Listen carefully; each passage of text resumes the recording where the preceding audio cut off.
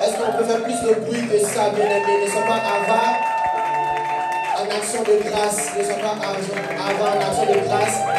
Il m'a fait la grâce d'être en vie ce matin. Il m'a fait la grâce de pouvoir te rendre dans sa présence. Bien-aimés, honore l'Éternel encore et encore et encore et encore et encore. Alléluia. Alléluia. Bien-aimé, je te salue le nom précieux de notre Seigneur Jésus-Christ.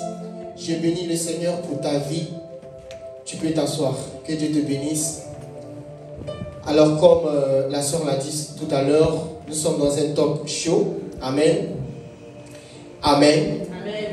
Et nous avons pu tous voir le thème de ce talk, c'est « Papa, apprends-moi à devenir un homme selon le cœur de Dieu ».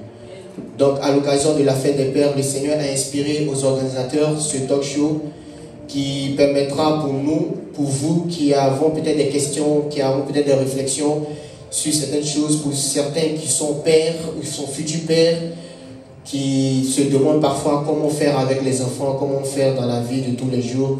Et bien l'Éternel, aujourd'hui, le Saint-Esprit nous donne l'occasion de pouvoir poser des questions à notre Père, à tous, que je vais vous présenter tout à l'heure, de pouvoir nous donner certaines réponses. Alors, comme je l'ai dit, ce talk show va se faire avec le père de la maison.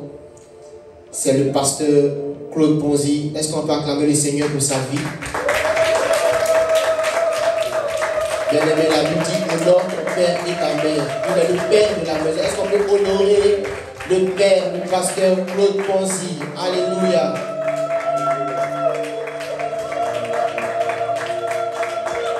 Amen. C'est une grâce pour nous, c'est une grâce pour nous, c'est un honneur pour moi de pouvoir aujourd'hui me tenir en face de mon Père, de pouvoir lui présenter les questions que nous avons tous posées. Alors pour ceux peut-être qui ne savent pas, et pour ceux peut-être qui nous suivent en ligne, c'est le pasteur Claude Ponzi, c'est le pasteur de l'église La Nouvelle Jérusalem, Cité Céleste. C'est un homme marié, père de 5 enfants. Il est marié depuis 30 ans. Donc c'est-à-dire qu'il a beaucoup de choses à nous apprendre, même par le Seigneur. Et donc, sans plus tarder, nous allons déjà lui demander comment il va. Bonjour papa. Bonjour, bonjour. Soyez bénis. Alors papa, comment ça va? Oui, ça va avec la grâce du Seigneur, hein, ça va. Le Seigneur nous fait grâce. Nous sommes dans sa présence, dans sa maison. Amen. Et nous allons passer ce moment, ce culte assez particulier. Vous savez, habituellement, je viens enseigner la parole de Dieu, mais aujourd'hui, ça sera plutôt un échange parce que vous avez pu poser des questions. Et on va essayer, avec la grâce du Seigneur, essayer de répondre à la lumière de la parole de Dieu. Amen. Amen, amen, amen. Alors, notre échange va se baser sur 4 différents thèmes. Donc, le premier thème, ce sera sur le premier sous-thème du grand thème, ça sera sur la croissance spirituelle. Ensuite, le deuxième sous-thème, c'est le leadership, la vie professionnelle et l'accomplissement. Le troisième thème, ce sera sur la vie amoureuse. Et le quatrième sous-thème, ça sera la vie de famille et la vie d'amis. Alors, moi, d'emblée, avant de commencer la première question, moi j'ai une question à poser déjà. Papa, qui est un père? C'est qui on appelle un père? Un père, c'est qui?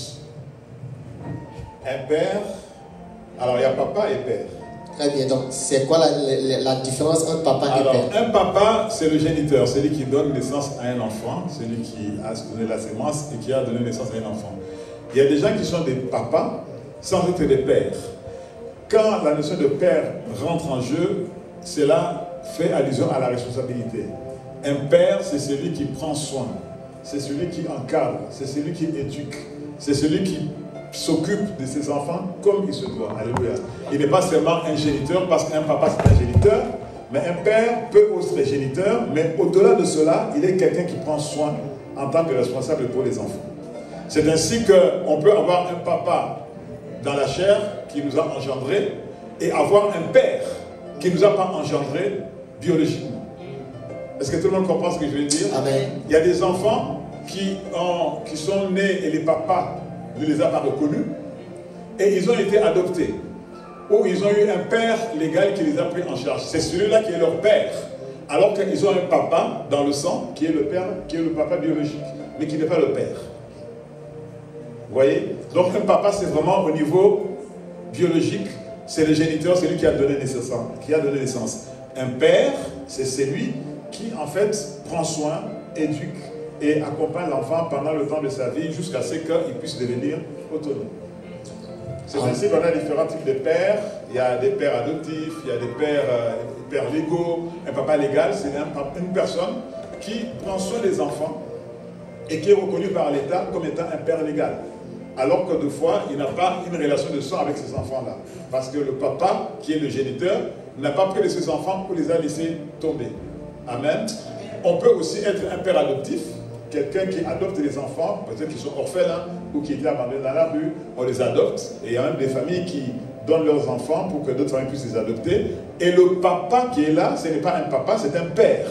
Mais maintenant un père adoptif, qui prend soin, qui encadre, qui éduque. Amen. Est-ce que c'est clair pour tout le monde, la différence entre papa et père? Amen. Amen. Très bien. Alors nous allons tout de suite entamer le premier thème, la croissance spirituelle. Alors nous avons une première question, c'est celle-ci. Comment concrètement avez-vous débuté votre marche avec Jésus-Christ? C'est-à-dire comment priez-vous? Comment avez-vous appris à méditer la Bible, etc. Alors, la marche avec Jésus, ça a commencé, c'est une aventure qui date d'environ 28 ans maintenant. Depuis 1996, je suis dans le Seigneur. Et c'était dans des conditions assez particulières. Je ne sais pas, pour chacun d'entre nous, nous venons au Seigneur dans des conditions particulières. Il y en a qui sont passés par des temps difficiles. Il y en a qui sont nés dans des familles où on connaissait déjà le Seigneur parce que les parents croyaient déjà. Et ces enfants-là sont rentrés dans le Seigneur.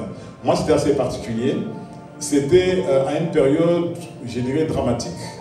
Je venais de perdre mon père depuis 1 an déjà. Et j'étais en train de perdre ma sœur, la 4e de la famille, qui était dans le coma. Et donc, ma rencontre avec le Seigneur s'est faite dans un hôpital en Angleterre. Ce n'est pas pour ceux qui connaissent l'Angleterre, ça s'appelle Hammersmith Hospital. C'est là-bas que ça s'est passé, dans le couloir d'un hôpital. Donc, je n'ai pas rencontré Jésus dans une église ou dans une campagne d'évangélisation. C'était dans un moment dramatique de la vie où il fallait absolument qu'il y ait une intervention du Seigneur. Et le Seigneur a envoyé un de ses serviteurs pour venir nous soutenir pendant ce temps d'épreuve. Et comme un bon serviteur de Dieu, il a commencé par me présenter le Seigneur pour que je puisse l'accepter comme étant le sauveur de ma vie et le Seigneur de ma vie pour toute la famille. Et il me donnera des paroles précises en ce moment-là. Donc, depuis 28 ans, l'aventure a commencé. Et ensuite, comment cela a cheminé? Parce que vous me posez la question par rapport à comment je fais pour prier, c'est ça? C'est ça, oui. La prière, c'est tous les jours. En tout cas, depuis ma conversion, ma nouvelle naissance, la prière fait partie de ma vie. Vous me direz, mais comment? Effectivement, parce qu'en fait, tout de suite, j'ai compris en fait que ma vie ne pouvait pas avancer sans le Seigneur. Et le Père qui m'a engendré dans l'esprit, c'était un pasteur qui est en Angleterre, que je bénis sincèrement parce qu'il est aujourd'hui quelqu'un qui est assez âgé et qui aujourd'hui ne prêche plus régulièrement. Il a laissé la charge de l'église à d'autres personnes. C'est une personne qui m'a dès le début appris à prier et surtout à m'intéresser à la parole de Dieu. Donc la prière, c'est rentré très tôt dans ma vie. La prière, c'est quelque chose que je fais tous les jours. Et donc, tous les jours, dès que je me lève, les premières paroles que je sors de ma bouche sont des paroles qui sont adressées au Seigneur. Quand je parle de la prière tous les jours, ce n'est pas une prière où tu restes pendant 5 heures tous les jours, 10 heures tous les jours, ou 10 heures ou 3 heures tous les jours. Mais tous les jours, il y a des moments où j'ai prie, quel que soit le moment, la circonstance pour laquelle j'ai prie. Alléluia. La prière, c'est avant de commencer chaque chose. Déjà le matin, en se réveillant, à chaque fois que je veux me déplacer, je vais rentrer dans la voiture ou je prends les transports en commun, je prie le Seigneur pour qu'il soit accompagné. Quand je dois partager et prendre le repas, je prie avant de prendre le repas. Dans tout ce que je fais, je prie toujours pour remettre cela entre les mains du Seigneur. Alléluia. Donc ce qui fait que la prière, c'est quelque chose qui se fait en permanence. Et aussi, dans ma vie spirituelle, j'ai dans la semaine un jour de prière, en fait un jour de prière avec jeûne que j'ai consacré au Seigneur, où je prie pour le ministère, pour l'église et pour les différents besoins. Et ce jour-là, c'est un jour dédié qui est fixe dans la semaine. Et ça fait des années que ça dure comme ça, que ce jour-là est dédié pour la prière. Et au-delà de cela, il y a aussi les prières que nous avons à l'église, avec des programmes que nous avons. Nous organisons des jeûnes, des prières, des réunions particulières, où nous avons aussi l'occasion de prier ensemble. Alors, concernant la méditation de la parole, alors je dirais que ça a commencé très tôt, et je me souviens toujours d'une chose. 2 jours après ma conversion, le pasteur qui m'a amené au Seigneur m'a amené dans une veillée qui se tenait chez lui à la maison. Et il m'a demandé d'exhorter. Vous imaginez, 2 jours après ma conversion, il m'a demandé d'exhorter. Pourquoi? Parce qu'en fait, il s'est rendu compte que j'étais très intéressé par la parole. En fait, dès que j'ai commencé ma vie en Christ, j'ai lisé beaucoup la parole de Dieu. Et c'est quelque chose qui est resté dans ma vie. Donc, dans les premières années de ma conversion, c'est là vraiment que j'ai appris beaucoup la parole de Dieu. Et donc, au fur et à mesure de la lecture, j'ai appris maintenant à méditer, à pouvoir rentrer dans la pensée de Dieu qui est dans la parole. Parce qu'en fait, la lecture est une chose. Ça fait tous les jours. Mais la méditation nous amène à rentrer en profondeur, à comprendre quel est le message et, disons, à s'approprier le texte qu'on vient de lire. C'est-à-dire que Dieu, au travers de la méditation, nous parle personnellement. Et ça, c'est quelque chose qui est rentré très vite dans ma vie. Avant même que je commence à prêcher, j'étais déjà très intéressé à la parole de Dieu. Et depuis que je suis converti, il ne passe pas une journée sans que j'ai eu à lire au moins un verset dans la parole de Dieu. Tous les jours. Amen. Amen. Voilà. Moi, la question que j'aimerais soulever par rapport à cela, est-ce que c'est facile pour un père de famille qui entraîne ses enfants, qui a des responsabilités professionnelles, de pouvoir méditer la parole jour et nuit comme nous recommande la Bible? Est-ce que c'est facile? Sinon, comment faire? Est-ce qu'il y a une astuce pour ça? Je ne dis pas que c'est facile, mais je dis que ce n'est pas impossible. En fait, quand on parle de méditer, il ne s'agit pas simplement de prendre un texte long pour méditer. On peut méditer sur un verset. C'est-à-dire qu'on peut avoir lu un verset le matin et pendant toute la journée, garder son esprit à pouvoir comprendre la pensée de Dieu par rapport à ce verset qui est la méditation. Amen. Donc cette méditation, c'est quelque chose que tu peux faire même en dehors de ta maison. Tu peux être au travail, tu peux être dans le trajet pendant que tu pars au travail, tu as lu un verset dans la parole de Dieu et tu demandes au Saint-Esprit de continuer à t'enseigner par rapport à cela. Et donc la méditation n'est pas liée au fait qu'on lit forcément beaucoup de textes. On peut prendre un verset, une portion, une pensée de Dieu et méditer dessus. Amen. Alors, deuxième question. Est-ce que son père biologique peut ne pas être son père spirituel? Si oui, comment faire la part des choses? Bien sûr, on peut... En fait, le père biologique peut ne pas être le père spirituel. Le père biologique, comme je l'ai dit, c'est le père qui nous a engendrés. Mais nous savons que certains d'entre nous, nous avons des parents qui ne sont pas dans le Seigneur. Donc forcément, il ne peut pas être ton père spirituel. Il est le père biologique, mais il n'est pas le père spirituel. Dans quel cas le père biologique ne peut pas être le père spirituel? Déjà, s'il n'est pas né de nouveau, s'il n'est pas dans le Seigneur, il ne peut pas être ton père spirituel parce qu'il n'a aucune connaissance sur les choses spirituelles. La deuxième possibilité, ou la deuxième raison qui peut faire que le père biologique ne peut pas être un père spirituel, c'est lorsque le père spirituel, même s'il est chrétien, il est encore quelqu'un qui n'a pas grandi dans le Seigneur, qui n'a pas assez de maturité. Vous voyez, vous remarquerez que des fois, certains enfants sont plus avancés dans le Seigneur que leurs parents. Et des fois même, les parents nous ont amenés dans l'église. Je ne dis pas dans le Seigneur, ils nous ont amenés dans l'église. Parce que amener dans l'église, amener dans le Seigneur, c'est deux choses différentes. Amener dans le Seigneur, c'est quelqu'un qui t'amène à Christ, qui te fait accepter le Seigneur Jésus-Christ, qui t'accompagne dans cela. Celui-là, c'est vraiment le père spirituel. Il y a des gens, des fois, qui nous amènent à l'église, les parents nous amènent à l'église parce qu'ils se disent qu'un enfant qui est dans ma maison ne peut pas rester à la maison. Il t'amène à l'église. Mais tu verras des fois que les enfants grandissent spirituellement beaucoup plus vite que les parents. Donc forcément, même s'il est ton père dans la chair, il ne peut pas être ton père spirituel. Parce qu'il n'a pas encore atteint la maturité spirituelle ou la croissance spirituelle nécessaire pour pouvoir t'encadrer dans le Seigneur. Vous voyez? Et donc, par rapport à cela, on peut aussi avoir son père biologique qui est ton père spirituel. Ça aussi, ça existe. Si ton père, il est assez mature dans le Seigneur, il a de la connaissance, il peut être ton père spirituel. Et nous avons des exemples bibliques. Est-ce que vous savez que Abraham était le père biologique, mais aussi le père spirituel d'Isaac? Vous voyez, Abraham n'était pas seulement le père biologique d'Abraham, d'Isaac, mais aussi son père spirituel. Souvenez-vous, pour ceux qui connaissent la parole de Dieu, dans Genèse 22, quand Dieu a demandé à Abraham d'aller sacrifier Isaac sur le mont Moriah. Regardez le discours qu'Abraham a eu à l'égard de son enfant.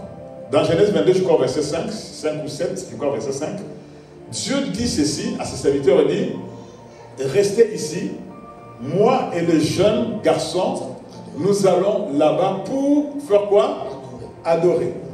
Vous voyez, il a un langage spirituel. Il prend son fils, il part avec lui pour pouvoir accomplir un acte spirituel qui était l'adoration. Ici, Abraham ne parle pas à ses serviteurs comme étant le père naturel simplement de Isaac, mais aussi comme son père spirituel. C'est-à-dire qu'il est en train de l'accompagner dans les choses spirituelles. Et nous voyons aussi que Isaac considérait Abraham comme étant son père spirituel.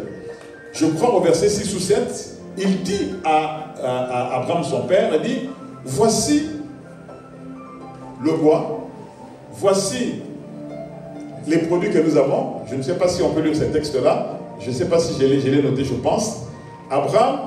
Isaac dit ceci, c'est au verset 7, il dit, Isaac dit à son père, voici le feu, voici le bois, et voici le feu, et voici le bois, mais où est l'agneau pour l'Holocauste? Ce discours-là que Isaac a démontre en fait que son père lui avait appris des choses. Ce que son père lui avait appris, il ne les a pas appris pas simplement comme étant son père naturel, mais comme étant un père spirituel. Il lui a donné la notion de pouvoir faire des sacrifices à Dieu, de faire des offrandes à Dieu, de pouvoir honorer le Seigneur. Et ici, tout cela, il les a fait en tant que père spirituel. Et nous voyons que Isaac avait intégré cette dimension-là des enseignements que son père spirituel, Abraham, qui était son père biologique, lui avait donné. Il dit, mais papa, on va faire un service pour Dieu. Mais il y a des choses qui manquent. Ça veut dire qu'il avait de la connaissance. Cette connaissance-là, comment il a eu? Par Abraham, qui était son père naturel, mais aussi son père biologique. Vous voyez? Donc, il y a cette possibilité-là. On peut avoir un père naturel qui n'est pas forcément ton père spirituel, faute de maturité ou de croissance dans l'esprit, mais aussi, il peut aussi être en même temps ton père naturel et ton père spirituel, parce qu'au-delà de l'éducation qu'il te donne en tant que père, il t'apprend aussi à grandir dans le Seigneur. Amen. Alors, papa, c'est quoi la paternité spirituelle? La paternité spirituelle, c'est le fait d'avoir un père spirituel. Un père spirituel. Un père spirituel, c'est qui? C'est d'abord quelqu'un qui t'a amené à la nouvelle naissance. Mais des fois, il y a certains pères spirituels qui s'arrêtent là, qui ne vont pas au-delà. Ce qui fait que tu peux avoir eu un père spirituel qui t'a amené au Seigneur. Je donne l'exemple de ma femme, elle me dit toujours qu'elle a rencontré un jeune homme qui est son père spirituel, qui l'a amené au Seigneur. Mais en fait, ce qui s'est passé, c'est que ce jeune homme-là, qui était le père spirituel qui lui a amené dans le Seigneur pour pouvoir connaître Jésus, ne l'a pas accompagné dans sa vie spirituelle. Et par la suite, il a eu d'autres parents spirituels, qui étaient les pasteurs qui étaient dans cette église-là, qui l'ont accompagné. Et donc le père spirituel, il y a d'abord la dimension de la nouvelle naissance qui t'amène dans le Seigneur, mais c'est surtout celui qui t'accompagne dans le Seigneur, qui t'apprend les choses de Dieu, qui t'accompagne spirituellement au quotidien et dans ta vie. À chaque fois que tu as quelque chose que tu veux comprendre dans le Seigneur, c'est lui qui était là pour pouvoir, quelque part, t'apporter une éducation spirituelle dans le Seigneur. Et nous avons dans la parole de Dieu beaucoup de personnes qui ont été des pères spirituels. Nous avons l'exemple de Moïse, qui a été pour Josué. Josué, son père s'appelait Nun. Et il s'appelait Osée, nous dit la parole de Dieu. Et Moïse l'a adopté comme fils. Et il est devenu son père spirituel. Et pendant 40 ans, Josué a été éduqué dans le Seigneur par Moïse. Moïse était son père spirituel. Amen. Je vous donne encore un deuxième exemple. L'exemple de Élisée. Tout le monde connaît le prophète Élisée. Amen. Le prophète Élisée, l'homme de la double portion. Yes. Il avait eu un père spirituel qui s'appelait Élie. Et souvenez-vous, pour ceux qui lisent la parole de Dieu, il nous a dit que Élie, quand il a rencontré Élisée, il lui a jeté son manteau. Et Élisée a compris tout de suite qu'il devait se mettre sous le manteau de Élie pour pouvoir grandir. Donc, il a été son père spirituel, il l'a accompagné pendant tout ce temps-là. Et le moment où Élie devait partir vers le Seigneur, parce qu'Élie n'a pas connu la mort, il a été enlevé par un char de feu. Et nous voyons pendant ce temps-là, Élisée qui est en train de crier, et il appelait son père, char d'Israël et sa cavalerie. Parce que c'est quelqu'un qui l'a encadré dans le Seigneur, qui a été son père spirituel, et qui l'a amené à pouvoir ainsi rentrer dans le ministère. Donc c'est ça la paternité, c'est quelqu'un qui, au-delà de la naissance dans l'esprit, t'encadre, t'accompagne, et sous le manteau duquel tu travailles pour pouvoir après devenir quelqu'un qui va servir dans le Seigneur. Amen. Alors, papa, apprends-moi à être un homme selon le cœur de Dieu. La question que j'ai envie de poser, papa, c'est qui un homme selon le cœur de Dieu? Alors, un homme selon le cœur de Dieu, c'est une personne déjà qui aime Dieu, qui s'intéresse aux activités spirituelles. Vous voyez, si on veut devenir un homme selon le cœur de Dieu, on doit être une personne qui aime du Seigneur déjà, qui s'intéresse aux activités spirituelles et qui apprend à honorer la parole de Dieu, déjà à lire la parole de Dieu, à honorer la parole de Dieu, à la respecter, à l'appliquer. Être une personne qui développe sa relation avec Dieu. Je vous donne l'exemple de quelqu'un comme David. On dit que David c'était un homme selon le cœur de Dieu. Vous voyez? Et quand vous regardez la vie de David, vous remarquerez que David, quand il a été appelé, il ne connaissait pas Dieu comme il se doit.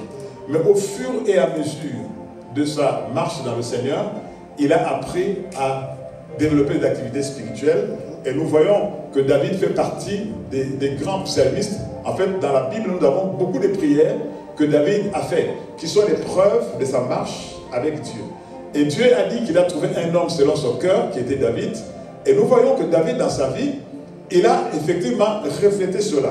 C'est-à-dire qu'il a construit des choses qui témoignaient et qui l'ont amené à être vraiment l'homme qui était selon le cœur de Dieu, par ses activités spirituelles, par sa vie de prière, par sa relation qu'il a fait grandir dans le Seigneur. Et nous voyons que même dans les moments où David était dans la faiblesse, qu'est-ce qu'il faisait? Il revenait vers Dieu. Il revenait vers Dieu. C'est ça un homme selon le cœur de Dieu, une personne qui aime le Seigneur, qui s'attache et qui est toujours actif et fidèle dans les choses de Dieu. Amen. Alors, nous avons une autre question, papa. Que faire si je ne me sens pas à la hauteur d'être un homme selon le cœur de Dieu? Et je crois que j'ai commencé déjà à répondre. Hein, donc c'est déjà par cette activité, cette ferveur qu'on a dans le Seigneur, qui permet à ce que petit à petit, on puisse grandir, on puisse avoir le niveau, ou je dirais, la dimension spirituelle que nous devons avoir par rapport au Seigneur. Nous sommes appelés, comme la Bible nous dit, que nous sommes appelés à grandir jusqu'à atteindre la stature parfaite que Christ nous a réservée. Et cela passe par les enseignements que nous recevons, l'éducation que nous recevons dans le Seigneur, l'accompagnement spirituel que nous avons. Cela nous fait grandir et nous permet ensuite de devenir des hommes qui sont selon le cœur de Dieu. Amen. Alors papa, à l'entame de notre échange, tu nous as parlé un peu de ta vie spirituelle et comment est-ce que tu as accepté le Christ. Alors on a une question qui vient par rapport à cela, c'est comment as-tu fait pour accepter ton appel et pour y entrer concrètement? Comment est-ce que tu as accepté l'appel et comment est-ce que tu as commencé à exercer cet appel-là? Ce n'était pas facile parce que vous devez comprendre en fait que le plus souvent, quand Dieu nous appelle, on n'est pas prêt. Et souvent, on est occupé à faire autre chose. Et il est difficile d'entrer facilement dans l'appel que nous avons de la part du Seigneur parce que déjà, pendant ce temps-là, nous sommes occupés. Souvenez-vous que Jérémie, par exemple, la Bible nous dit, Dieu lui avait dit qu'il avait déjà établi le prophète des nations avant qu'il soit né. Et Jérémie, quand Dieu l'appelle au ministère, il dit, je ne suis qu'un enfant. C'est-à-dire que je ne suis pas en mesure de pouvoir rentrer dans le ministère. Et je vous dirais la même chose, c'est que dans l'appel que j'ai eu, c'est quelque chose que j'ai mis beaucoup de temps pour l'accepter. Et je me souviens même que mes pasteurs, à l'époque, me disaient, toi tu auras des problèmes avec Dieu parce que tu ne veux pas faire les choses que Dieu te demande de faire.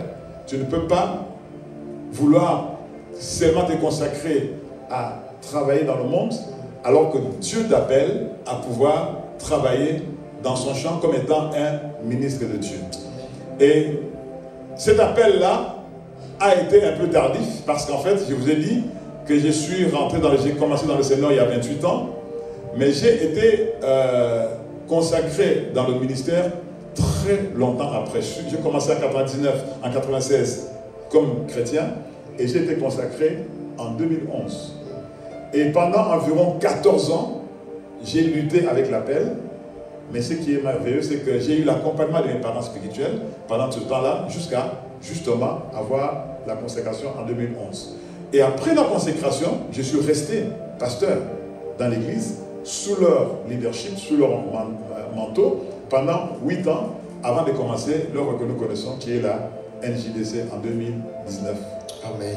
Amen. Alors, nous avons pu faire le tour de nos questions concernant le sous-thème qui est la croissance spirituelle. À présent, nous allons entamer maintenant la vie professionnelle et l'accomplissement. Alors, la première question que je voudrais te poser, papa, qu'est-ce qui fait d'un homme une personne responsable et respectable dans la société? Alors, dans la question, je dirais qu'il y a deux parties. Il y a un homme responsable et un homme respectable.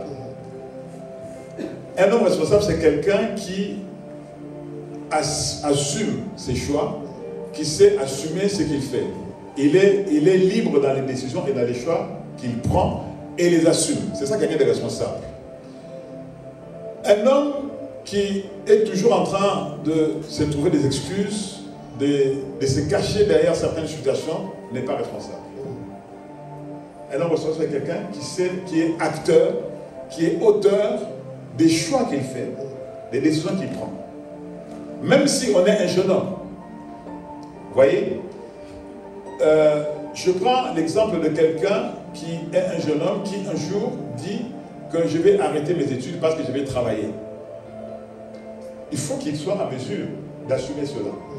C'est ça être responsable. De dire pourquoi il choisit de ne plus continuer les études pour aller travailler. Et même si il a en face de lui des personnes qui le critiquent ou qui lui font croire que son choix n'était pas bon, s'il est vraiment responsable, qu'est-ce qu'il va faire? Il va assumer. Quelqu'un de responsable, c'est quelqu'un qui assume ses choix, qui assume ses décisions et qui se dit acteur et auteur de ce qu'il fait. Et maintenant, il y a la dimension de l'homme respectable. Un homme respectable, c'est quelqu'un qui mérite le respect, bien sûr. Mais comment on mérite le respect? On devient respectable parce qu'en fait, on a un comportement qui amène les autres à te considérer, à te respecter. On a, je dirais deux fois, des réalisations qu'on a pu faire, des choses qu'on a fait dans la vie qui inspirent le respect. Vous voyez? Et ça, ce sont des choses qui sont valables dans le Seigneur, mais aussi dans la vie de tous les jours. Je vous prends un exemple dans le Seigneur. Je vous prends l'exemple de quelqu'un comme Samuel, le jeune Samuel. Samuel était le fils de Anne. Anne et Elkanah. Samuel était un enfant qui est le fruit des prières de sa maman, qui était serrée pendant longtemps. Et quand Samuel est né, sa maman est allée le déposer à l'église, dans la maison d'Élie le sacrificateur. Et Élie le sacrificateur avait des enfants dans sa maison qui étaient déjà des sacrificateurs, parce qu'à l'époque, la sacrificature était familiale, c'est-à-dire que le père était sacrificateur, mais les enfants aussi étaient des sacrificateurs. Mais il s'est fait que les enfants des sacrificateurs Élie étaient pervers, en fait. Ils avaient un comportement qui n'était pas digne dans l'église des dieux, ils se comportaient mal. Je ne vais pas vous lire tous les textes qui parlent de ça, mais on dit qu'en tout cas, ils avaient un mauvais comportement. Leur père leur parlait tout le temps par rapport à leur comportement. Mais il s'est fait que, dans la même maison, il y avait un enfant qui était là, qui était un enfant adoptif. Vous voyez, Samuel était devenu le fils adoptif de Élie le sacrificateur. Dans un milieu où les gens avaient des comportements qui n'étaient pas corrects, pourtant ils étaient sacrificateurs. Mais on nous parle de Samuel comme étant quelqu'un qui grandissait dans le Seigneur. Pourquoi? Parce qu'il était responsable. Vous voyez, il a fait des choix et il les assumait. Il ne suivait pas le comportement des enfants de Élie, qui plutôt étaient des enfants du pasteur de l'église, du sacrificateur. Donc Élie était un homme responsable, mais Samuel plutôt, mais aussi respectable. Parce que malgré qu'il était dans un environnement qui était mauvais, où les gens se comportaient mal, c'est certainement que les jeunes qui étaient là, c'était les jeunes de sa génération, de son âge. Ils avaient un comportement, on dit qu'ils couchaient avec les filles à l'église, ils faisaient n'importe quoi, et quand on faisait des sacrifices, ils allaient prendre la viande sur l'autel, ils mangeaient et ils faisaient n'importe quoi. Mais on a dit que Samuel, malgré cela, a eu un comportement correct. Ce qui a forcément forgé le respect. Pourquoi? Parce que Samuel, lui-même par son comportement, s'est rendu un homme qui était devenu respectable. Je vous donne un exemple aussi dans le monde. Je pense que ça va parler à tout le monde. Vous connaissez un certain monsieur qui s'appelle Kylian Mbappé. N'est-ce pas? Un jour, j'ai suivi un témoignage concernant sa vie. Et vous savez que c'est un jeune homme qui est très précoce. En fait, il y a beaucoup de choses dans sa vie qui sont arrivées très tôt, très vite, tellement qu'il a percé. Pourquoi? Parce qu'en fait, c'est quelqu'un qui, dès son jeune âge, était quelqu'un de très responsable. Vous savez qu'aujourd'hui, il est le capitaine de l'équipe de France. Il n'est pas le plus âgé. Pourquoi? Parce que c'est quelqu'un, on sent, et on a toujours témoigné qu'il est quelqu'un qui assume les choses qu'il fait. Vous voyez? Et au fil du temps, il s'est forgé une réputation qui a fait quoi? Qui a amené qu'il devienne un homme respectable. Il n'y a pas longtemps, je me souviens d'un reportage où les journalistes disaient que même son entraîneur, c'est Laurent Blanc, c'est ça? Didier Deschamps, plutôt Didier Deschamps. Même son entraîneur, deux fois, est difficilement amené à prendre des décisions contre lui parce qu'en fait, il a forgé une certaine respectabilité autour de sa personne qui fait que les gens le considèrent d'une certaine façon. Amen. Amen. Il n'est pas dans le Seigneur. Je ne sais pas s'il est en Christ. Je ne sais pas. Mais en tout cas, on voit dans son comportement qu'il a forgé une image qui a amené une forme de respectabilité à son égard. Amen. Alors, si on part sur l'exemple de Kylian Mbappé, il y a une question qui va dans ce sens. Que conseillez-vous? Non, si un jeune homme comme Kylian Mbappé, ouais. Que conseilles-tu à un homme de faire dans sa vingtaine? Dans sa vingtaine, quand il a 20 ans. Il est dans la vingtaine, oui. Dans sa vie professionnelle et sociale. Ok. Alors moi, en fait, de donner des conseils, en fait. Oui. Alors, j'ai essayé de méditer sur cela et j'ai pu dégager 5 conseils que je peux donner à un jeune homme qui est dans la vingtaine. Le premier conseil, c'est qu'il faut commencer à bâtir sa vie sur des fondements solides. Quand je parle de fondements, je parle de principes. En fait, il est important dans la vie d'avoir des principes de vie et surtout d'avoir des principes qui sont basés sur la parole de Dieu. C'est très important. Si on n'a pas des principes de vie quand on commence sa vie, on peut être ballotté dans tous les sens, on peut facilement être influençable. Vous voyez? Ça, c'est le premier élément, le premier conseil, c'est-à-dire d'avoir un fondement solide, d'avoir des principes de vie. Je vous donne un exemple des principes de vie. Toujours marcher dans la justice et dans la droiture. Tu te dis que moi, je ne peux pas accepter de rentrer dans la compromission. C'est un principe de vie. Vous voyez? Un autre principe de vie, c'est par exemple de toujours travailler pour pouvoir subvenir à ses besoins.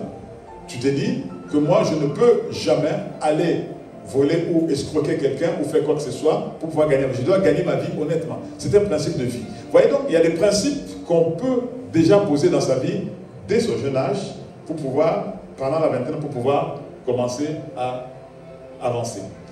Le deuxième conseil que je donnerai, c'est de prendre exemple et de suivre le modèle des bonnes choses qu'on a vues et qu'on voit chez ses parents. Nos parents ne sont pas parfaits, mais il y a des bonnes choses aussi qu'ils font, qui peuvent nous servir d'exemple et de modèle que nous devons apprendre dans notre vie pour pouvoir commencer la vie. Et moi, je me souviens que dans mes années, dans mes vingtaines, peut-être qu'on en parlera tout à l'heure dans un témoignage, dans mes vingtaines, il y a beaucoup de choses que j'ai appris de mon père. Vous voyez? Par exemple, le fait de se lever tôt. Et c'est quelque chose qui est resté jusqu'à aujourd'hui. Vous voyez, quand nous faisons le PFM le matin, le pasteur est déjà arrivé depuis 4 heures du matin. Ça n'a pas commencé aujourd'hui, quand je suis devenu pasteur. C'est un principe, c'est quelque chose qui a commencé dans ma vie depuis, même avant que je sois dans le Seigneur. Parce que ce sont des habitudes qui se sont développées en prenant exemple sur mon propre père, qui était quelqu'un qui était un lève-tôt. Vous voyez? Le troisième conseil que je donnerai, c'est justement, c'est d'avoir, d'être un modèle pour les autres. C'est-à-dire que dans la manière dont on fait les choses, comme je disais tout à l'heure, là, on inspire le respect et la responsabilité. Et vous savez, je ne sais pas si tout le monde connaît ce passage, il y a un verset que Timothée donne, comment il s'appelle? Paul donne à Timothée, qui était son fils spirituel. Il dit que personne ne méprise ta jeunesse. Il ne s'arrête pas là. Je vais lire ce verset-là. Je pense que je l'ai écrit pour pouvoir répondre à cela. Alors, il lui dit ceci dans 1 Timothée 4, verset 12, il dit que personne ne méprise ta jeunesse. Ensuite, il dit, sois un modèle. Sois un modèle. Et donc, le conseil que je donne, c'est celui-là. Le troisième conseil, c'est que dans la vingtaine, c'est bien de commencer à être un modèle pour les autres. Il dit, sois un modèle pour les fidèles en parole, en conduite, en charité, en foi. Vous voyez, quelqu'un peut être jeune, mais être quelqu'un qui est un modèle. Tu verras des fois, certains parents, ils te diront, mais tu vois cet enfant-là, il ne fait pas comme toi.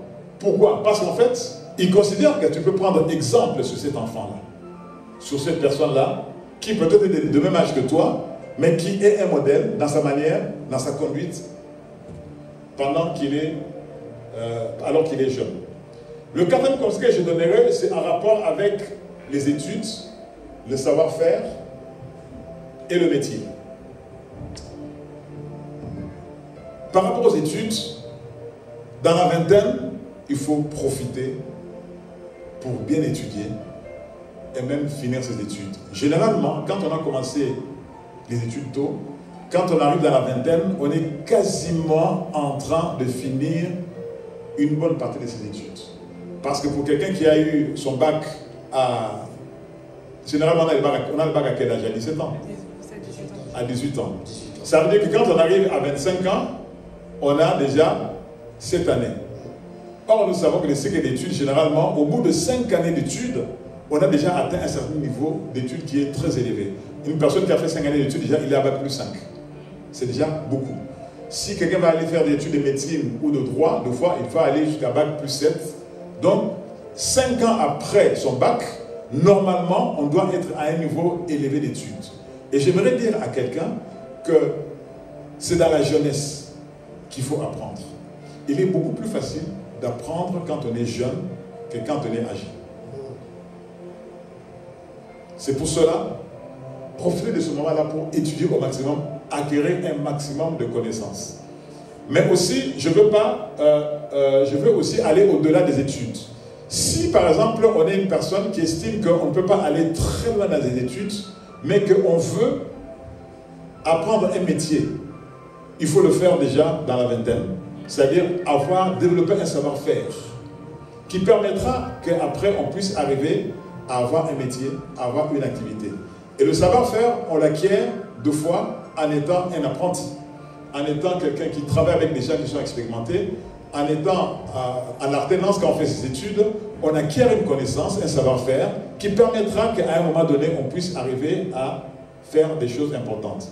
Et vous savez, notamment ici en France, il y a ce qu'on appelle un système de validation des acquis. C'est-à-dire que des fois, on peut ne pas avoir fait des études normales, mais on a développé un savoir-faire parce qu'on a appris sur le tas. Et l'État donne la possibilité à une personne qui a un certain savoir-faire, de pouvoir transformer cette connaissance-là pour pouvoir lui donner la possibilité d'avoir un diplôme équivalent au niveau de connaissances. C'est ce qu'on appelle validation des acquis. C'est-à-dire qu'il est passé non par le chemin des études normales, mais par le chemin d'un métier où il a développé un savoir-faire qui lui permet maintenant après de pouvoir avoir une équivalence qui correspond au niveau de quelqu'un qui a fait par exemple un bac plus 4, un bac plus 3 ou un bac plus 5. Voilà pour les études de savoir-faire le conseil que je peux donner. Un cinquième conseil que je peux donner, c'est que il ne faut pas que le temps de la jeunesse soit un moment où on gaspille le temps. Souvent, on a tendance à dire « je suis encore jeune, j'ai le temps ». Mais n'oubliez jamais que le temps, on ne peut pas toujours le rattraper. C'est pour cela, dans les moments de la jeunesse, c'est des moments où il y a des choses qu'on doit faire, où on est capable de faire plus facilement, parce qu'on est, je dirais, physiquement plus fort, on a encore un niveau intellectuel qui peut facilement assimiler les choses. Et donc, ce temps-là, il faut le maximiser. Il ne faut pas le gaspiller. Pour qu'après, on puisse arriver à faire des choses importantes dans la vie. Au regard de ce que on vient d'entendre, est-ce qu'on peut dire que est-ce que c'est grave si à 25 ans par exemple on n'a pas atteint certains objectifs qu'on s'était fixés, surtout à tous les niveaux de la vie? Est-ce que c'est grave? Est-ce que c'est une calamité? Est-ce qu'on se dit qu'on a échoué quelque part? Non, je ne dirais pas qu'on a échoué, je ne dis pas que c'est grave non plus, parce que je vais vous dire une chose, et nous allons voir dans la parole de Dieu que cela s'est concrétisé et s'est manifesté pour beaucoup de personnes aujourd'hui que nous considérons comme étant des personnes qui ont réussi dans la vie. Pourquoi je dis que ce n'est pas grave? Parce qu'en fait, c'est dans la vingtaine qu'on commence à poser les bases de sa vie.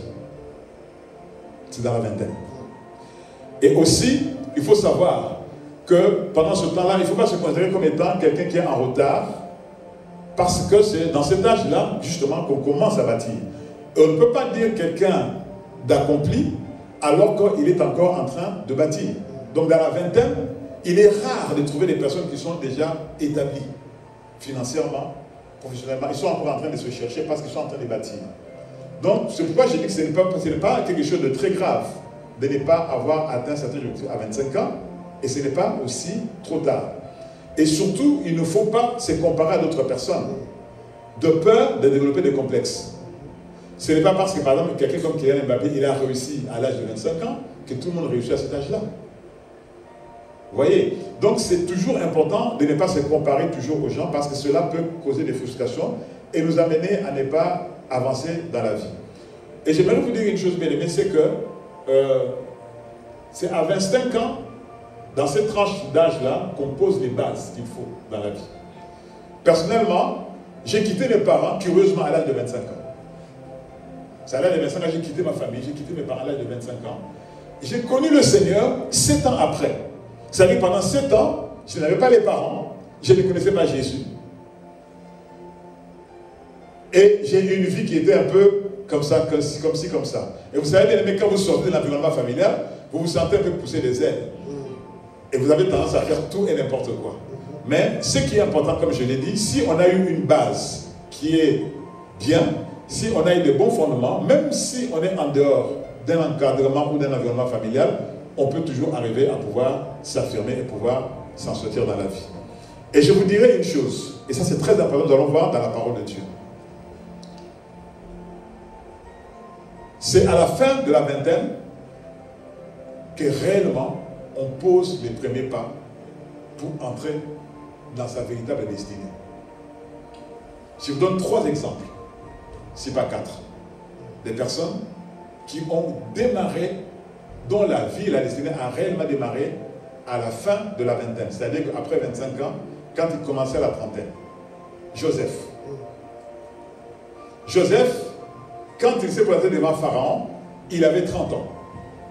Ça veut dire que pendant la vingtaine d'années de Joseph, il a connu quoi? Le rejet, la prison, toutes sortes de choses. Mais cela ne l'a pas retardé. Et il ne s'est pas perdu non plus. Au contraire, ça l'a préparé. Et à 30 ans pile poil, il est arrivé devant Pharaon. Donc sa destinée a vraiment commencé à 30 ans. David, l'homme selon le cœur de Dieu, le deuxième roi d'Israël, est devenu roi à l'âge de 30 ans. Vous le saviez ça? Je vous lis les versets pour vous montrer. Regardez pour Joseph. Je crois que je les ai écrits, parce que ça m'a beaucoup édifié personnellement aussi quand on m'a posé la question. La Bible nous dit ceci, Genèse 41, verset 46. Vous pouvez noter. Joseph était âgé de 30 ans lorsqu'il se présenta devant Pharaon, roi d'Égypte. Il quitta Pharaon et parcourra tout le pays d'Égypte. Donc à 30 ans, c'est-à-dire après avoir fini la vingtaine d'années, Joseph devient la deuxième personnalité de l'Égypte après Pharaon. Ça veut dire que dans sa vingtaine, il a posé des bases dans sa vie. Et nous connaissons tous la vie de Joseph, que ce n'était pas facile. Il pouvait se perdre. Il pouvait même devenir aigri à l'égard de Dieu. Parce que, à 13 ans, Dieu lui avait révélé des choses. À 17 ans, Dieu lui avait révélé des choses. Mais il a connu 13 années de situations très compliquées. Mais cela n'a pas empêché à ce que Joseph rentre dans sa destinée à l'âge de 30 ans. C'est pourquoi j'aimerais vous dire que ce n'est pas une calamité de se dire qu'à 25 ans, je n'ai pas encore accompli des choses. Joseph est passé en prison quand il avait une vingtaine. Ça n'a pas empêché qu'il devienne gouverneur en Égypte. Amen. Le roi David, il a passé sa vingtaine à s'occuper des brebis de son père. Son papa l'a même oublié. À 30 ans, il est devenu le roi d'Israël. La Bible nous dit ceci. David était âgé de 30 ans lorsqu'il devint roi et il régna 40 ans en Israël. 2 Samuel 5, verset 4. Troisième exemple que nous connaissons bien, Jésus notre Seigneur. Il a commencé le ministère à quel âge? À 30 ans. Donc il a mis 29 années pour se préparer. Et donc quand Jésus était avec les apôtres qui marchaient avec lui, il avait commencé avec les apôtres à l'âge de 27 ans. Vous voyez? Donc c'est dans la vingtaine, c'est pourquoi je dis 25 ans, ce n'est pas une calamité. On n'a encore rien accompli, on est plutôt en train de poser les bases. C'est quand on arrive dans la trentaine et qu'on n'est pas encore arrivé à des choses, c'est là qu'on peut se poser des questions et se dire qu'est-ce qui se passe. Amen. Alors, nous avons une dernière question concernant ce sous-thème. Alors, il y a une question qui concerne l'excellence. La personne dit ceci. Papa, si tu devais donner un seul conseil à un homme qui vise l'excellence pour sa famille, qui veut que sa famille soit dans un certain confort à tous les niveaux, quel est le conseil qu'on peut donner à cet homme-là? Pour sa famille, c'est ça? Pour sa famille. Pour sa famille, oui. L'excellence pour sa famille. Moi, je dirais qu'il faut qu'il apprenne à marcher dans le Seigneur, à appliquer la parole de Dieu, parce que forcément, quand on applique les principes de Dieu, cela nous amène à l'excellence. Amen. Vous voyez, Dieu avait dit à Josué, il dit que ce livre de la loi ne se lâche pas de ta bouche, mais tous les jours et nuit. C'est alors que tu auras du succès, c'est alors que tu réussiras dans tes entreprises. Amen. Amen. Bien-aimé, est-ce que ça va? Est-ce qu'on est édifié ce matin? Si tu sens que tu es édifié ce matin, est-ce que tu peux acclamer le Seigneur? Alléluia. Donc, je rappelle pour ceux qui nous prennent en marche ou qui viennent d'arriver, nous sommes en train de dérouler le thème, le grand thème, qui est Papa, apprends-moi à être un homme selon le cœur de Dieu. Nous avons passé le premier sous-thème qui est la croissance spirituelle. Donc le pasteur nous a un peu parlé de son ministère, de comment est-ce que ça a commencé, comment est-ce qu'il a rencontré le Seigneur et les attitudes à avoir pour être un homme selon le cœur de Dieu dans la marche spirituelle. Et le deuxième sous-thème que nous venons d'aborder, c'est le leadership et la vie professionnelle. Donc il nous a donné des conseils sur comment mener notre vie professionnelle, comment les conseils sur comment s'organiser, surtout pour nous qui sommes jeunes, à mieux réussir sa vie professionnelle. À présent, papa, nous allons entamer le troisième sous-thème qui est la vie amoureuse. Bon, je tenais à m'excuser pour les questions. Ce n'est pas mes questions. Voilà, on a mis des liens en ligne, n'est-ce pas? Et des personnes ont mis des questions dans la boîte aux lettres. On a fait un filtre. Moi, je n'ai fait que les poser parce que la question que je vois ici, bon, je ne sais pas si, hein? Ok, bon. Ça a intéressé beaucoup de gens. Oui. Donc, je vais commencer par les questions qui ne sont pas, voilà. Alors, papa, quel est le rôle d'un homme dans le mariage selon la Bible? Le rôle d'un homme dans le mariage, oui, c'est d'abord d'être un homme responsable qui aime sa femme. C'est un bon message. Papa, est-ce que tu peux répéter? La Bible nous dit, Marie, aimez vos femmes comme Christ a aimé l'Église, dont il la prend soin. Cela m'amène au deuxième élément. Un homme responsable dans sa famille est quelqu'un qui sait prendre soin de sa femme. Amen. Cela m'amène à un troisième élément aussi, c'est que cet homme doit être un homme qui travaille ou qui marche en partenariat avec sa femme. Quand Dieu avait donné à Adam Ève comme femme, ou je peux le formuler autrement, quand Dieu a voulu mettre un terme à la solitude d'Adam, la Bible nous montre une chose, c'est qu'Adam n'a pas prié pour avoir une femme. Dieu a remarqué que Adam était seul. Et Dieu dit, il n'est pas bon que l'homme soit seul. Mais la raison que Dieu donne de pouvoir amener Ève est très particulière. Il dit, je lui ferai quoi? Une aide semblable. Donc une personne avec qui il va travailler, marcher en partenariat. Donc un homme, c'est quelqu'un qui marche avec sa femme en partenariat, qui ne la considère pas comme étant une sous-personne ou une personne de seconde zone. Au contraire, une personne avec qui elle marche. Parce que la femme, par définition, est une aide. Et vous savez bien que celui qui apporte l'aide n'est pas faible, n'est pas dépourvu à ce qu'il faut pour apporter l'aide. Et donc, quand on est un mari, on doit être conséquent et comprendre cette dimension-là, de savoir que je suis responsable, mais que je ne peux pas tout seul faire les choses sans pour autant associer ma femme dans ce que je fais. Amen. Voilà qui est clair. Alors, question suivante.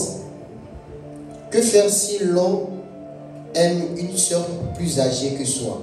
C'est-à-dire, tu as rencontré quelqu'un, tu l'aimes, mais elle est plus âgée que toi. Comment tu fais? Est-ce que la Bible interdit cela? Ou est-ce que c'est un péché? Voilà. Alors, donc, je n'ai pas de souvenir d'exemple biblique où on parle d'une relation entre un homme et une femme où il y a une différence d'âge, en fait, où la femme est plus âgée que l'homme. Mais je dirais simplement ceci par rapport à la sagesse que je peux avoir par la grâce de Dieu, c'est que d'abord, ce n'est pas un péché. On dit dans le monde que l'amour est aveugle. Bon, j'aime pas trop le terme, mais voilà. Mais la première chose qu'il faut savoir, est-ce que d'abord la personne, parce qu'il est dit que qu'est-ce qu'on doit faire quand on aime une personne qui est plus âgée? Il faut aussi que la personne qu'on aime soit d'accord. Parce que toi tu peux aimer, mais est-ce qu'il est dit que la personne que tu aimes est d'accord que vous soyez en relation? Ah oui, c'est la première chose. C'est une question de réciprocité. Voilà. Si cela devient possible, maintenant, il faut prier pour savoir si c'est une relation réellement selon la volonté de Dieu. Amen. Amen. Parce que si ce n'est pas le cas, c'est quelque chose, à un moment donné, qui posera problème. À un niveau ou à un autre. Mais en tout cas, je n'ai pas d'exemple biblique qui démontre que c'est interdit. La Bible ne le dit pas de façon claire. Il ne dit pas qu'on doit se marier entre des personnes qui sont du même âge ou épouser forcément une femme qui est moins âgée. Je sais que ça peut arriver, c'est des choses qui sont déjà arrivées, qui existent déjà. C'est pourquoi j'ai dit qu'il faut d'abord être certain que la personne est d'accord et ensuite être certain que cette relation est une relation conforme à la volonté de Dieu. Oui, mais papa, supposons qu'on a examiné tous ces paramètres-là. On a vu qu'on a prié, Dieu nous a convaincus que cette personne est selon son cœur. On a rempli tous les critères spirituels. Ouais. D'accord? Maintenant, il s'avère que la personne aussi nous aime, mais il y a le regard de la société et des parents.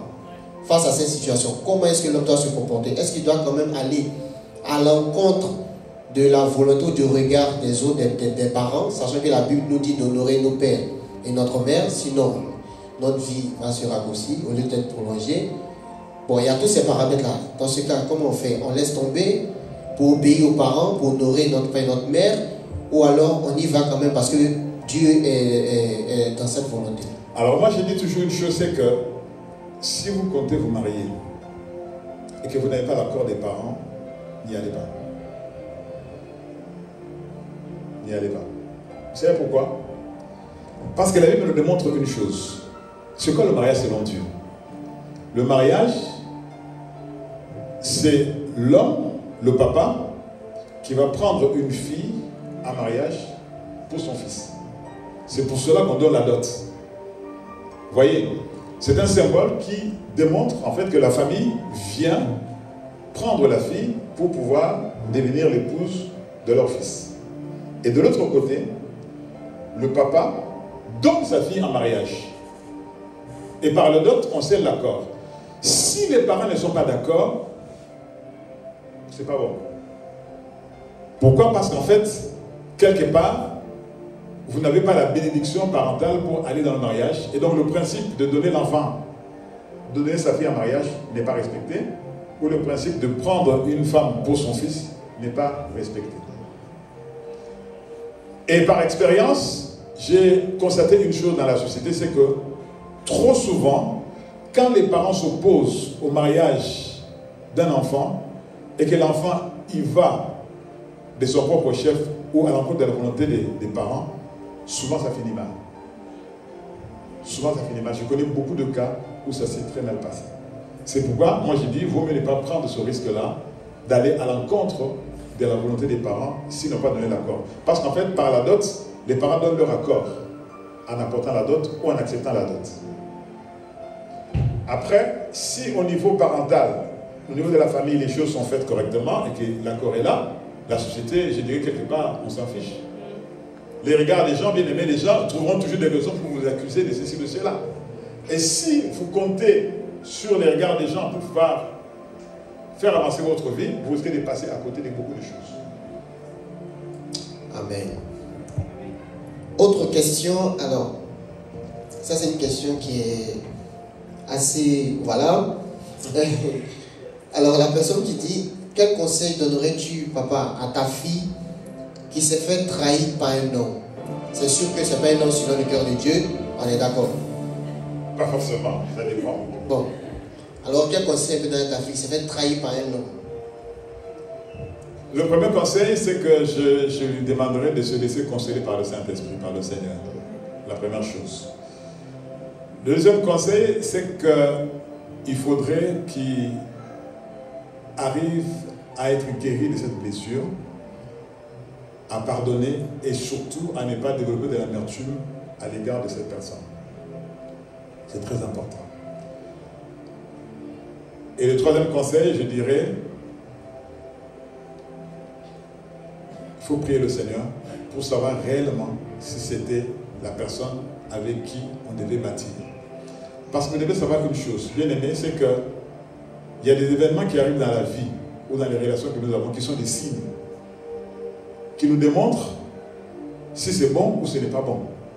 C'est pour cela, je préfère encore que la trahison arrive avant d'être dans le couple que quand on est dans le couple. Ça veut dire que si vous êtes déjà marié et que la trahison arrive en ce moment-là, vous allez divorcer. C'est beaucoup plus compliqué de divorcer que d'arrêter la relation quand on est au niveau des fiançailles. Donc pour moi, quand la trahison arrive en ce temps-là, il faut se poser des bonnes questions et surtout prier le Seigneur pour savoir si c'est la bonne relation. Deux fois même, cela arrive parce que Dieu veut te délivrer de quelque chose qui va te causer des soucis après dans la vie. C'est pour cela que j'ai dit qu'il faut en guérir, prier le Seigneur, te donne la consolation et la force de surmonter cela. Deux fois même, tu verras qu'au fil du temps, quand tu as été guéri de cela, tu verras que finalement la personne est partie, elle a fait sa vie, et tu te rends compte que les mêmes choses se sont reproduites après, deux fois dans son couple, dans sa vie, dans sa famille. Ça veut dire que si toi tu étais resté avec cette personne-là, tu allais continuer à passer ta vie à vivre des trahisons en permanence. Et donc Dieu, dans sa grâce, dans son amour, t'a délivré avant même que tu rentres dans la relation. C'est pour cela, priez le Seigneur, pardonnez, ne soyez pas dans l'amertume, demandez au Seigneur si c'est bon, s'il faut continuer ou s'il ne faut pas continuer. Ça peut être un signe pour dire de la part de Dieu disant, c'est pas la peine, laisse tomber, parce que ce n'est pas bon pour toi. Amen. Amen.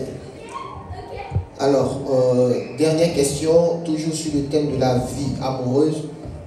Alors papa, aujourd'hui, on sait que tu es marié, ça fait plusieurs années maintenant. La question qu'on a envie de se poser, c'est comment est-ce que la rencontre s'est faite avec Maman Laure et comment est-ce que vous avez fait pour réussir ce mariage, pour que ça dure aussi longtemps? Comment est-ce que tout s'est passé?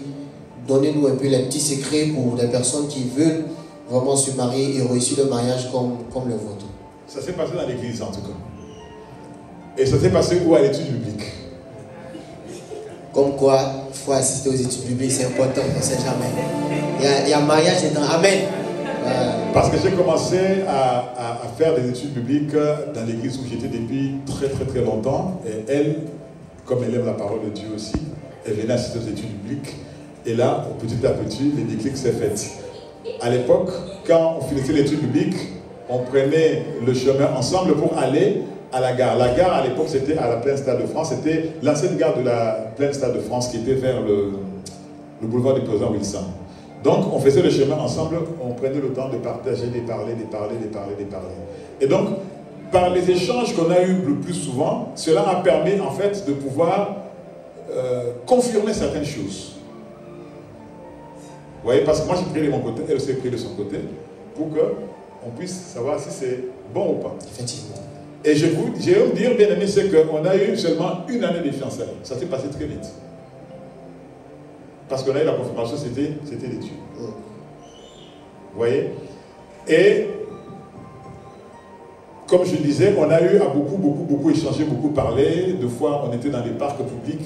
On essayait toujours au maximum d'être dans des endroits où il y a beaucoup de monde, où il y a du monde pour pouvoir... vous savez, bien aimé, la chair elle est faible, hein, on n'est pas... Voilà. Donc ça permettrait de pouvoir beaucoup échanger, beaucoup partager, pour pouvoir ainsi développer la relation. Et cela a donné des confirmations pour que justement la relation puisse se faire. C'est suffisant ou vous voulez encore en savoir un peu plus? Il faut encore, je dise encore d'autres choses? Bon, il veut savoir après comment ça s'est passé, comment est-ce que, voilà, comment elle a reçu la nouvelle. Est-ce qu'elle a dit tout de suite oui? Est-ce que ça a mis du temps? Voilà, un peu plus quoi. Bon, ça a mis un peu de temps. J'ai dit que les fiançailles ont duré à peine un an. Hein. Ça a mis un peu de temps parce qu'il fallait qu'elle puisse quand même réfléchir à cela pour pouvoir répondre à la demande qui lui avait été faite. Et aussi, comme on avait l'encadrement de nos parents spirituels,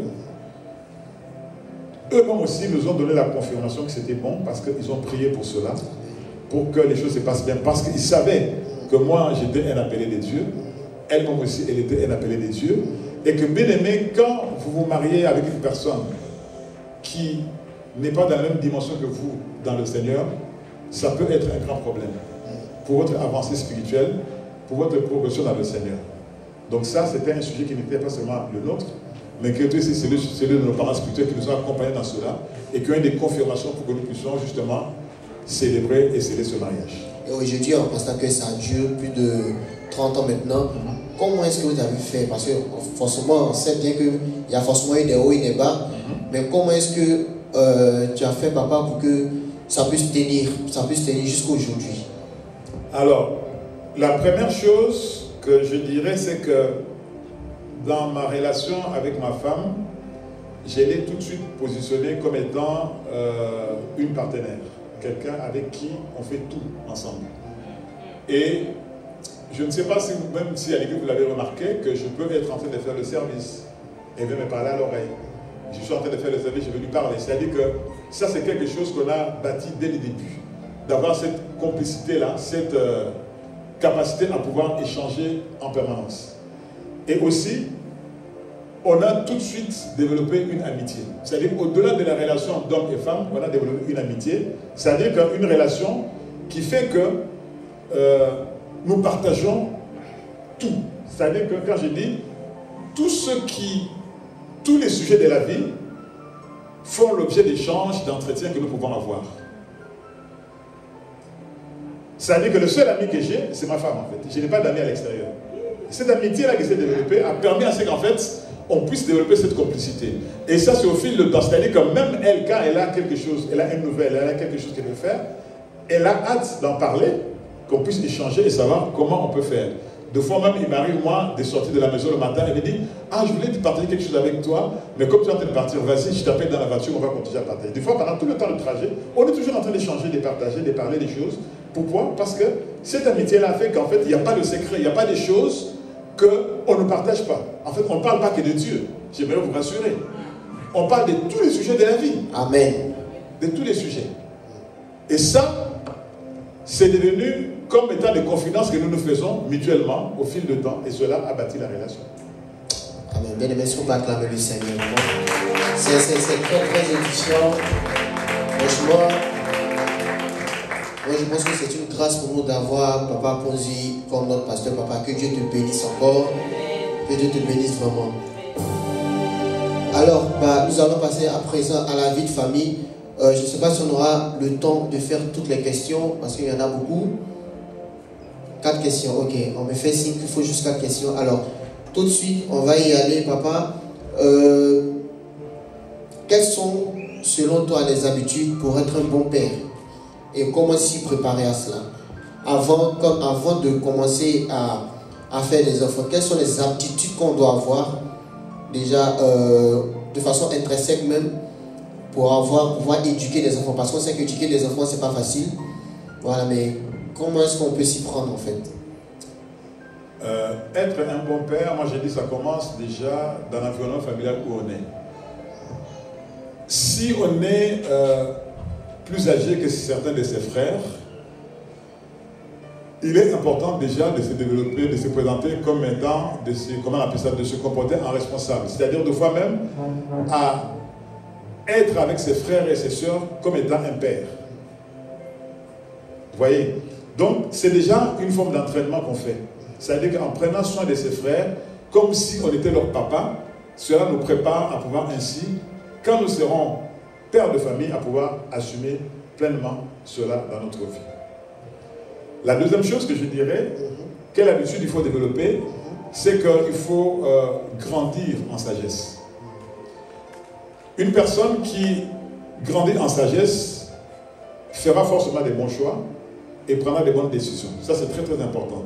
Et ça, c'est très tôt qu'il faut commencer à développer cela. Et cela m'amènera justement à dire une chose, c'est que il faut aussi faire attention à ses fréquentations.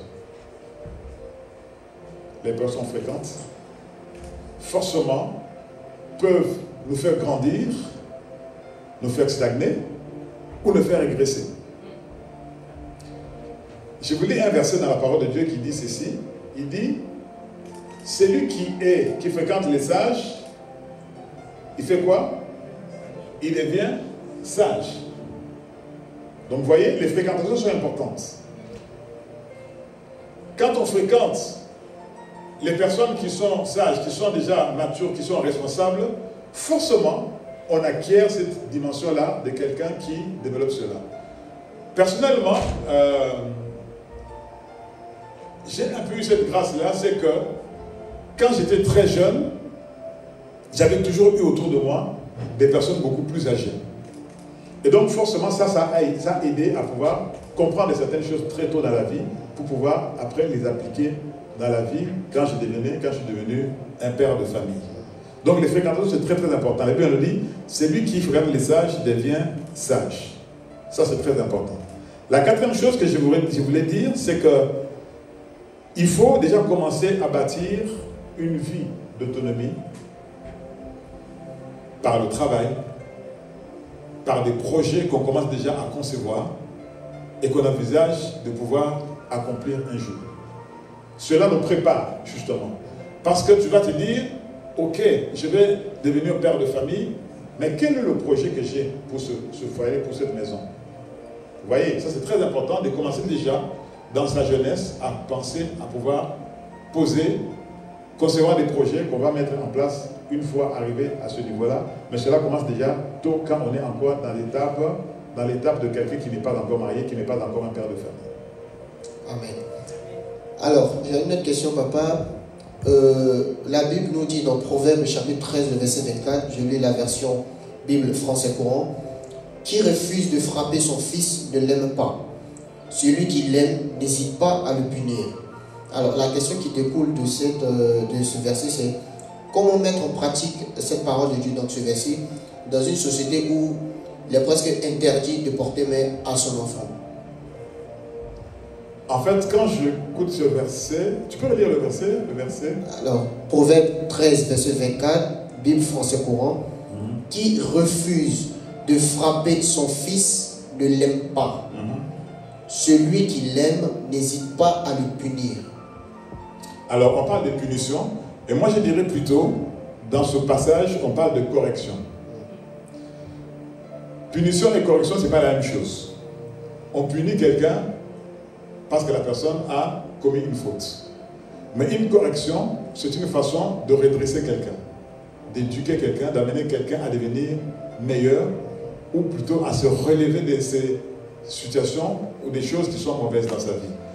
Et donc, la correction, on n'est pas obligé de la faire avec un coup de fouet. La correction, on doit la faire aussi avec la parole. Je ne sais pas si vous savez que dans la société, ici, dans la société où nous sommes aujourd'hui, on parle aussi de correction et on parle d'accompagnement éducatif pour des personnes qui, normalement, devaient aller en prison. Pourquoi? Parce qu'en fait, même dans la société, on utilise la correction, pas sous forme de fouet, mais sous forme d'accompagnement pour pouvoir permettre à la personne de pouvoir se corriger de ses erreurs et de pouvoir se remettre sur pied. Et nous, en tant qu'enfants de Dieu, on est obligé de respecter la loi, donc on ne peut pas frapper forcément. Et d'ailleurs, quand il a été démontré qu'un enfant qui est frappé est une personne qui forcément développe en lui la rébellion. Mais la correction par la parole, par les conseils, amène la personne à pouvoir prendre conscience des fautes et pouvoir se remettre en question. Ici, il est question de correction et non pas de punition forcément. C'est pourquoi je dis que la correction doit se faire, mais avec la parole de Dieu. Pas avec le fouet. Amen. Amen. Ok. Autre question. Que faire si l'on ne s'entend pas avec son père parce qu'il se comporte mal avec nous?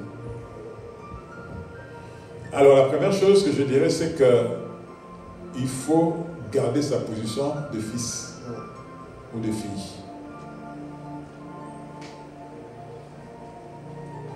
Très important, parce que la Bible nous dit « Honore ton père et ta mère afin que tu sois heureux et que tu vives longtemps ». Ça fait partie des 10 commandements. Je crois que c'est Exode 20 au verset 12. Ça doit être le 5e commandement, je pense. Et à ce commandement est rattachée une promesse. Que celui qui honore son père et sa mère est une personne qui peut prolonger ses jours, qui vivra longtemps. Vous savez pourquoi? Parce que dans la bénédiction des enfants se trouve dans la bouche du Père. Amen. Et la Bible nous dit de ne pas seulement honorer des pères qui sont corrects avec nous, même ceux qui ne sont pas corrects. Ça veut dire qu'il faut garder sa position de fils pour éviter que la parole de Dieu marche à notre encontre. Je vous donne un exemple. Si le papa est mauvais et qu'il prononce une parole mauvaise contre toi, ça va t'atteindre ou pas? Bien sûr, ça va atteindre. Donc dans l'histoire, qui doit se préserver? C'est le fils. C'est pour cela qu'il faut être sage.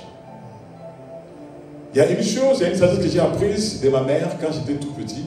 Elle me disait ceci: quel que soit le conflit que je vais avoir avec mon père, tu dois t'arranger pour toujours être en bon terme avec son père, avec ton père, parce que ta bénédiction en tant que fils se trouve dans la bouche de ton père. À l'époque, je ne connaissais pas la parole de Dieu. Je vous ai dit, j'ai quitté la maison à 25 ans, je ne connaissais pas la parole de Dieu. J'ai connu la parole de Dieu 7 ans après d'avoir quitté ma famille. Et ces années après, j'ai appris dans la parole de Dieu que honorer ses parents permet de vivre longtemps et d'éviter d'être frappé d'une malédiction. C'est-à-dire que le papa, même s'il est mauvais, si tu maudis, ça va te toucher. D'où, il faut être sage. Si tu sais que ton père fait des mauvaises choses, toi tu dois être sage pour ne pas lui donner l'occasion de pouvoir te faire du mal. on ne se met pas en rébellion devant lui, et surtout, on ne bafoue pas son autorité. Ça, c'est très important. Surtout si c'est un père qui n'est pas dans le Seigneur. Un papa qui est dans le Seigneur peut l'interpeller pour l'amener à lui dire que là, tu as mal fait, répands-toi. Mais celui qui n'est pas dans le Seigneur n'est pas dans la même dimension. Mais moi, je dis toujours qu'un enfant doit se protéger par rapport à la parole de Dieu, parce qu'on lui demande d'honorer le parent, même s'il est bon, même s'il n'est pas bon. Amen. Amen. Alors papa, dis-nous comment on fait quand on a des filles, quand on est père de plusieurs enfants, dont des filles, comment on fait pour ne pas vivre dans la peur qu'elles puissent dévier à un moment ou à un autre, même si on leur a apporté la parole de Dieu, comment on fait pour ne pas les envoyer à dévier, à changer de voie? Moi je dis, comme dit la parole de Dieu, il faut éduquer les enfants dans le Seigneur. C'est-à-dire qu'il faut leur apprendre la parole de Dieu et leur enseigner la parole de Dieu. Cela leur permettra de pouvoir grandir dans le Seigneur et de pouvoir faire attention à tout ce qu'ils font. Tu ne peux pas être le gendarme de tes enfants dehors, parce que là où ils sont exposés à tout.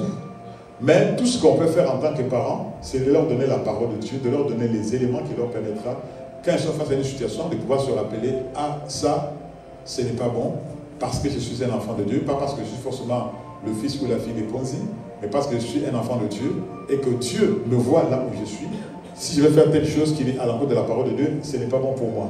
Ça veut dire que l'éducation qu'il a reçue dans le Seigneur, de la part des parents, travaille même s'il est dans un milieu qui n'est pas conforme.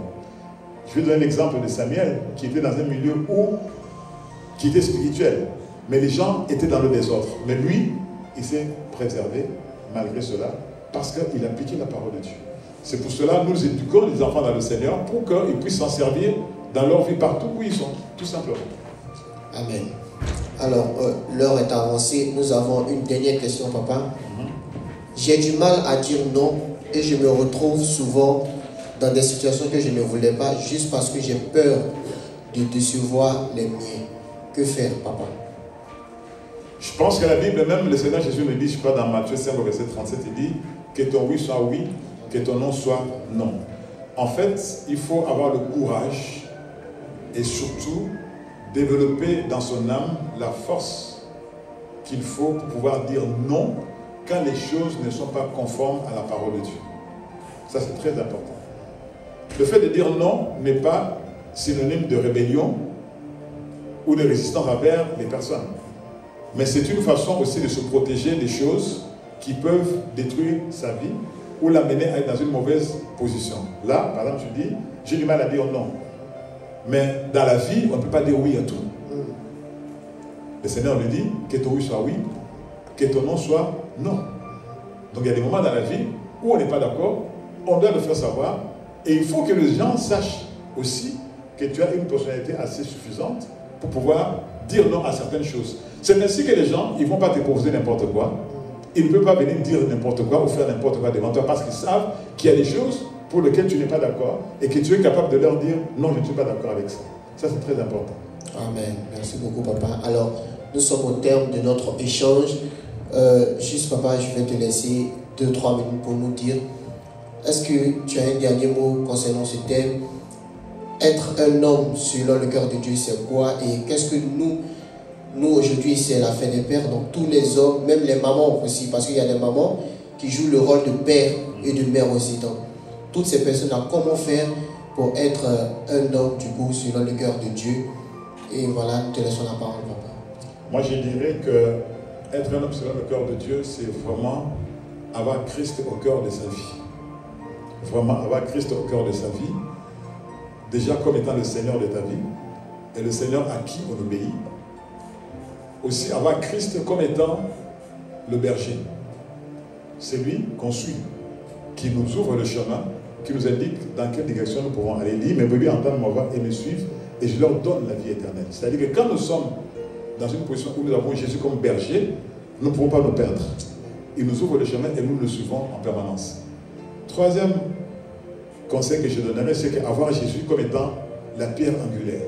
C'est-à-dire que c'est lui sur qui on s'appuie. Dans tout ce qu'on a à faire, dans tout ce qu'on a à entreprendre, tout ce qu'on veut commencer, on doit toujours s'appuyer sur Christ. Et s'appuyer sur Christ, c'est justement aller lui confier les choses qu'on veut faire dans la prière, dans tout ce que nous faisons.